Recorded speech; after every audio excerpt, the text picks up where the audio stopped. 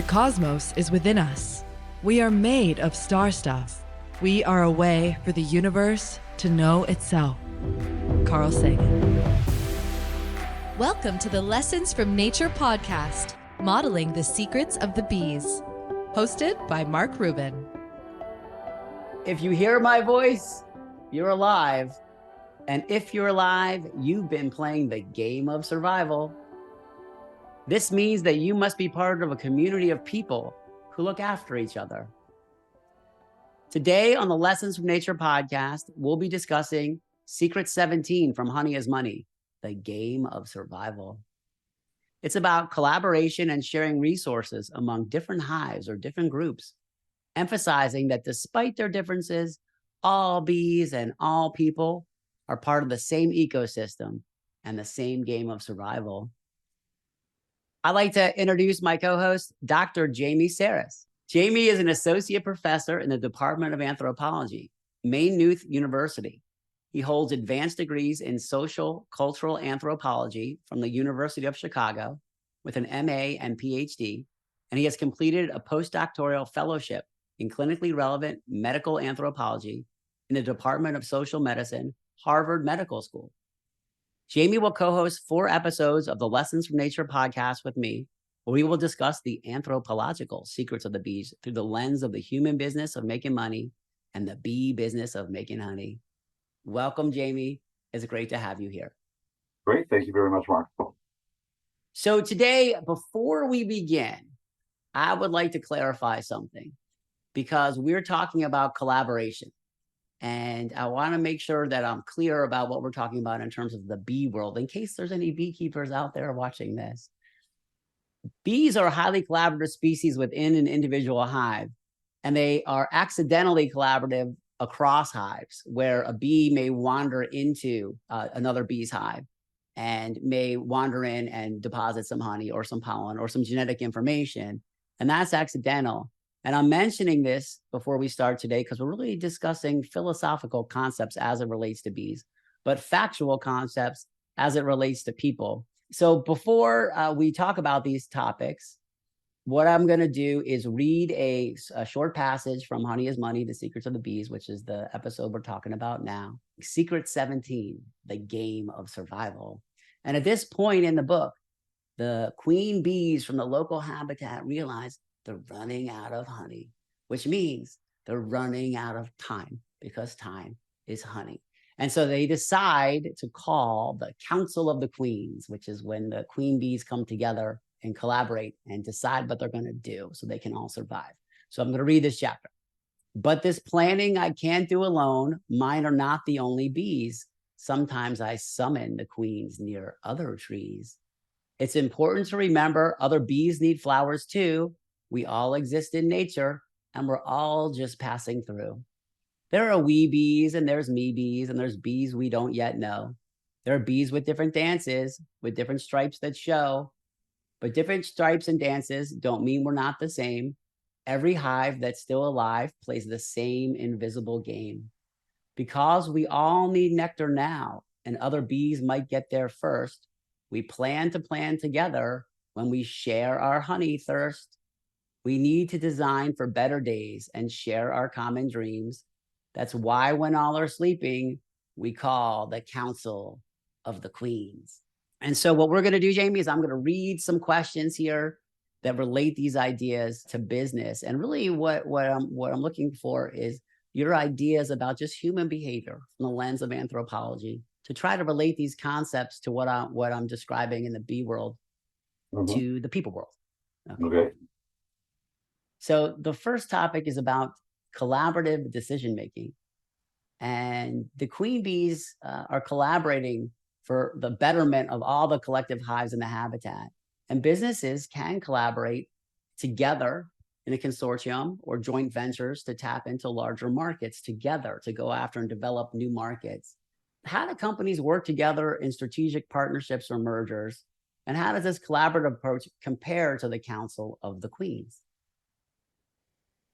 Well, I mean, it'd probably be easier to start with the natural world and then kind of build up. I mean, in the natural world, we see forms of interspecies collaboration, or looks like collaboration, uh, called resource partitioning, where populations, particularly populations of predators, but also populations of herbivores, specialize in different parts of the ecology. And this is one of the examples, really, of how life makes room for more life. I mean, the nature, you're going to have this, which is more than a metaphor, because it is, that the useful energy captured from the sun becomes the basis for more, let's say, myriad ways that energy is both produced and consumed. And so at that kind of global level, there's a highly interdependent, I mean, what's now popularly called the web of life, and would have, not just necessarily interspecies collaboration, but you have like things like inter-kingdom collaboration, where, various fungi and trees, for example, who could not be any more genetically apart and still be alive. That because those kingdoms would have broken off, literally billions of years ago. So you see that now humans have two differences. I mean, one, obviously we evolved to be a collaborative species. There's no way around the fact that we don't have a very good reason for a big brain outside of sociality. The other thing, though, that humans are highly collaborative, but that doesn't necessarily mean that everything is nice. I mean, even warfare, for example, is a preeminently social. I mean, people root it in things like individual aggression. War does not come from individual aggression. It's, precisely the reverse. So you have that, you have that broad problem. The other thing that humans do, which would be relevant to business, is humans create their own environment in crucial respects. And so, as businesses operate, they, just as energy capture, in early evolution, allowed more complex forms of energy capture. A good example of this, there's the sociology department at Move has a couple of people who are really interested in business, what they call business ecologies. And if you looked at Ireland about 50 years ago, Ireland was a very poor country. I mean, even going into the EU, there were leaders in Ireland who say, look, which was the EEC back then, they said, look, Europe is a club of former colonial masters, and we were a colony. We Irish have more in common with Tanzania, for example, an emerging. And so when just down the road here, the Irish Development Association lured Intel to build their Western European factory here in the 1970s, it was shocking what couldn't be produced here. Like even cardboard boxes had to be imported from England. And you started to see executives spinning off from Intel, Irish executives starting these kinds of businesses. At first it was cardboard boxes, and as there was more of a diverse business ecology, there was room for more businesses, some of which were serving Intel, some of which were in partly competition. They were doing some of the same things that Intel was doing, but they had established a kind of niche by providing aspects of their projection line, for Intel. So, you have that kind of relationship to business itself creates business, in the same way that life itself creates more space for life. So competition and collaboration is a kind of moving target within that space. Fascinating story. I'll relate that back to Honey is Money. Is there's competition for energy. Specialization is the key to making honey because it improves efficiencies, but collaboration is the only way to trade the honey. And that's because you can only build walls so tall.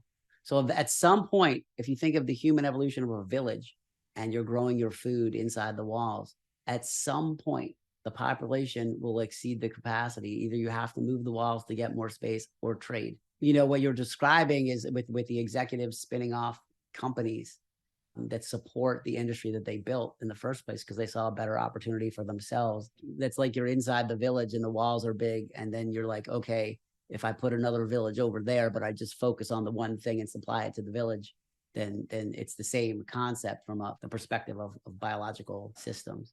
But that is, I mean, if you look at how, the bees are, what are called eusocial insects, and they're a highly derived, kind of parts of a family, Hemiptera, which are almost, you're really termites, ants, and bees. Now they're wildly successful. And if you look at the range, diversity, it's a stupidly successful strategy. That term collaboration and competition really needs to be picked apart because they're so commonly used, especially in English, the complexity of both those things. Like we compete only collaboratively, and much of our collaboration has forms of competitive, which delights a certain kind of psychologists, sociologists, that social groups are these spheres for individual competition for human beings. I mean, what the Greeks called kudos. I want some glory attached to my name. So when you hear Davey say, but the nature of kudos is it's highly social, but it's also, it becomes a significant source of individual competition. And anthropologists spend a lot of time on this. The tools that social theory in the West provides for thinking of these things is actually pretty crude. And so a lot of the training in anthropology is to sort of train people up in that social theory, and then kind of say that, look, anthropology is the sort of bastard child of the Enlightenment. We wouldn't be there without this stuff, but we completely rewrite it kind of at the same time. This is such a fascinating philosophy. I've never talked to an anthropologist before. This is fascinating. You got me thinking about flocking behaviors and schooling behaviors and herd behaviors and tribal behaviors. And so I'm going to ask you a question, because it's going to lead into the next question that I'm going to ask you about defensive behaviors, like a flock of birds reacting together in I don't know what it's called, but like how they move. And how a school of fish does the same thing, and a herd of deer do the same thing, and humans do it with their beliefs and stories and sort of like, I don't know what the words would be for this, but like the way people act in the same way that a flock of birds acts. You can see this on the internet as social thing, as a viral thing takes hold and moves through. To me, it reminds me of birds reacting and fish reacting. So before you answer that, I'll ask you the next question, and then you can, maybe you can combine them in some magical, brilliant way. That would be. It's about cultural exchange, and the question is: it says different hives have different dances and stripes, and they have accents. They have slightly very individual movements, and this represents diverse cultures.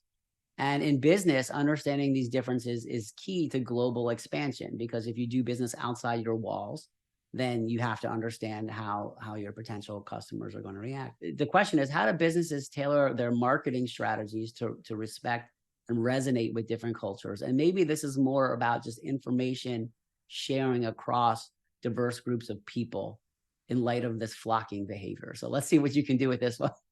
Okay. The two are connected on one pivot. And that pivot is how large a theoretical weight you assign to what seems to be a unique human ability, which is actually both language and culture. There's a distinctive quality of human culture. One is that it's transmitted linguistically, as well as in terms of, showing people how to do something like in tool use or something like that. So if you take that humans have something different than nearly all other animals, that question of collaboration and interrelationships becomes more difficult. Okay. And so that question about, how do bees collaborate? Bees don't actually imagine their society. There isn't a worker bee revolutionary who dreams of, a world without queens, so humans have that level of complexity. And that's where I was talking about that we're nearly obligate social creatures. That is, we cannot live without society, but we think of ourselves only as functionally obligate. That, yeah, we could if we wanted to. And that's really where your second question about business and difference, about how does one manage this idea of difference? The more granular that analysis of difference becomes, the more challenging communication actually is. Now, fortunately, most of it doesn't work on that. That's a problem that bees collaborating between hives don't have, but that's a very distinct human problem because, a lot of human culture, at least the critical parts that people fight about, is like, what's it all mean?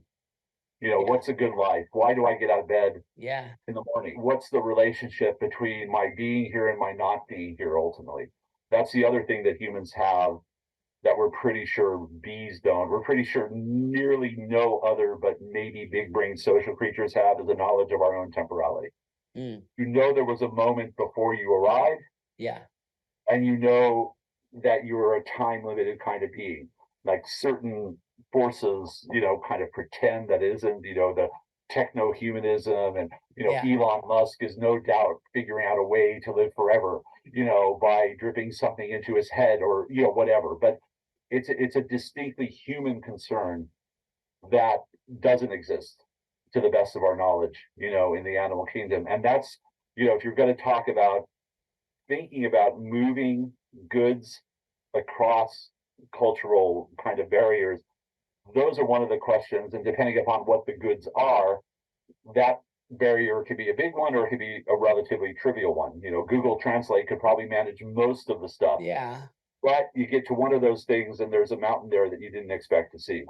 That was a fascinating, I have so many thoughts on what you said, and I'm going to try to put them in order that will make sense, which starts like this. I imagined if I lived in a part of the world where there was 127 different words for different kinds of rain, there would be a lot of variation in the umbrellas I would be selling if I was in the umbrella selling business, which I'm not. Second thing, I wanted to dive a little deeper with you on bee communication, because I do have a chapter called Honey Talks, which is in the psychology section of this podcast. And I thought, in reflecting on what you said, because there's a gap between the way the bees communicate and the ideas of language, but it is communication. And this subtle area that you hit on 3 or 4 times of what is it that is separating us? I want to explain the way the bees do it. And then maybe this is a really fascinating philosophical sliver of humanity that I have, now that I have you here, they sort of be fascinating to understand it. So here we go. There are only 6 perspectives of cognition. And they are, who or what am I looking at? How many are there? Where are they in relationship to me? When is it in relationship to me? How did it either get there or how do I move to it? And the last one is why, which is a multivariable plot. All 6 of those things can be represented by pictures. And there's only 6 pictures that represent them. And fortunately for me, I have a model of that in my mind, and that is how I think. And I navigate my way through those 6 perspectives all the time in a dynamic model. That's more about me. But the bees communicate this information with their vibrations and movements, and also pheromones. When a forager bee is in the field flying around and it spies 20 flowers clustered together, and it can smell that there's nectar in those flowers, that bee will come back to the beehive and do a little waggle dance on the beehive that will tell the other bees what it saw, how many were there, and the intensity of the waggle. Okay, like a scale version of a number, a spatial number. Yeah. Is it more or less? You talked about the pheromones in terms of communication. And did you know that bees vote through pheromones? There are bees that monitor the performance of the queen, and the queen's job is to lay eggs at a rate so that in 21 days, there's enough worker bees to go gather as the maximum amount of resources. And if she's doing a good job, everything is good. So what happens is there's bees that monitor her, called the attendants to the queens. And they monitor her performance, just like a board of directors in a business. They're just monitoring the CEO. And they have the same sensing capabilities as the queen. They just can't lay eggs. Yeah. Okay. And what they're doing is when everything is good, they emit the good vibe pheromone in the hive. And basically that good vibe pheromone does two things: keeps the worker bees calm, and it also signals them that everything is good. And what happens is one of them will sense that the queen is not keeping up, that one will lower its pheromone count. And the average amount in the parts per billion in the hive will start to go down. And then another one will sense it, and another one will sense it. And when it gets below a certain threshold, that's the signal that the worker bees need to create a new queen. It is a form of voting, because the beauty of it is, because it's measured in a way that's blended together, the average parts per billion, the average vote is adjusted. It's a fascinating, thing. The voting The populi, but by smell. It's democratic. It's democratic because it's proportional. The fact that one can talk about something like a bee society or an ant society on one level, but then create evident absurdities that would make perfect sense in a human society. There is no bee revolutionary. There is no, and no bees dreams of a future where bee is no longer exploited by bee. That is the anthropological question, because you cannot do any work in another culture, or even with another person in any great length of time, without confronting this question of human difference. And that was fascinating. And I will lead into just one final question for you in this context. So the bees emphasize the we in community in Honey is Money. And just as businesses need to build a loyal customer bases and communities. And so how do companies foster community building with either their marketing message or their behaviors, or your school even? And how does this reflect in their customer behavior? Like, let's talk about community. Like, how does this ideas related to differences in communication, individual differences, knowing that I'm a separate person than you have needs. How does all this roll together in human beings? Because there are communities, and some are more successful than others. So like, what's the magic here? If you look at the business theorists who actually are most respected, that's what they spend a lot of time with. There's twofold. One is all humans are born into multiple communities that are unreflexively, they develop as part and parcel of being human. Even at the basic level, a term like family, if you explore that, even within one culture, never mind, within the grand sweep of ethnographic variation, that's an enormously complex topic, and very large books, and very hot ink has been spilled on it. And so there's that kind of community. And that is, again, a kind of unique aspect of humans, is that our understanding of community can stretch to maybe only one person all the way to billions.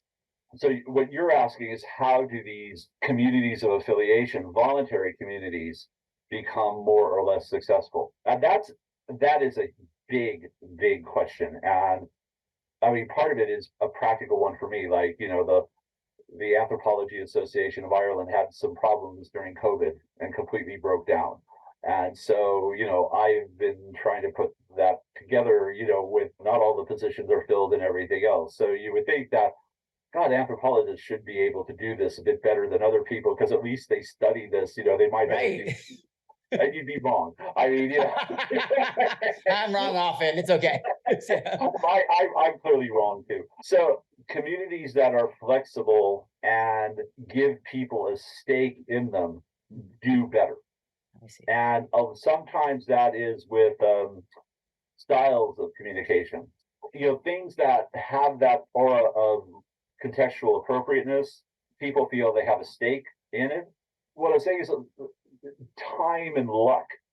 Certain kinds of communities tend to work.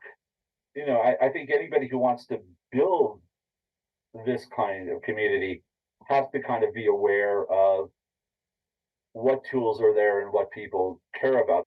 People make a good living being idiots on Twitter and YouTube and whatever. And, the more contact they have, I don't know if they build communities, they build their influencer status. They get influence. Yeah. Yeah. Because they'll turn on each other in the end. So, and you were talking earlier about that people that are working side by side to build something together will talk more often than not, because they're working on the same objective or goals or vision. And so there's frameworks for sharing vision. See, we've forgotten how to dream. And I think the printing press did this to us, is that the printing press removed images from communication because they use movable type, but we dream in pictures. I don't know one person that dreams by reading words when they're sleeping. We dream, we reconstruct our reality in images, but we communicate our dreams with these words because we're wiggling our fingers, because the printing press that removed this ability from the educational system because it was cheaper to deploy words this way. And so anyway, the bottom line is we've lost the ability, or lost, I guess, the knowledge of dreaming together around the campfire. One way to improve a community is to dream together and by sharing a common vision. Not what happens if you don't do this, which is the administrative layer. If you don't do this, you don't submit your TPS reports, you don't get reimbursed. Oh, okay. Anyway, so that's just a side thing. Well, no, I like that, and that ability, I guess, to create a narrative that people can visualize. Yes. And there's work on that in anthropology about shared stories and narratives and dialogue. A lot of the best moments in the field where you feel that you've connected to someone are very dialogic. You're starting to slightly get into their version of the world, but also they're starting to see where you're coming from much more seriously and say, yeah, this is the best door to enter here, and you've been trying, you've been knocking at that door, and that's just not how this thing works, Well, it's like dreaming. See, the hive mind is only connected by shared stories. Yeah. And so intentionally creating a framework where people feel that they're part of the story because they've shared what they imagine. Then they're connected to the story of the community that they're creating together. Otherwise, it's just one person's version of what they think the best case scenario is. And even that's never, so basically it's singing together is a community in different ways. Yeah. Okay. Yeah. Okay. No, I think there is, no small amount of wisdom in that. Well, thanks. I was whipping it up as I go. All living things that collaborate to gather energy follow principles of anthropology. If you traded money for food that you ate today, you're playing the invisible game of energy transfer. And the fact that you're alive means you have progressed through an anthropological framework over a long period of time. You must play by the rules of work, the rules of money, the rules of teamwork, and the rules of barter. Congratulations on your collaborative skills. If you enjoyed this discussion about anthropology and the way the bees and companies are similar, subscribe to the Lessons from Nature podcast, Modeling the Secrets of the Bees. On the next 3 episodes of the anthropology series, Jamie and I will discuss the abundance of resources, the idea that cooperating costs less than fighting, and the idea that most things cost more later. So it's better to make decisions today. Visit projecthoneylight.life for more information about living in harmony with the rest of nature. Thanks a lot for watching this.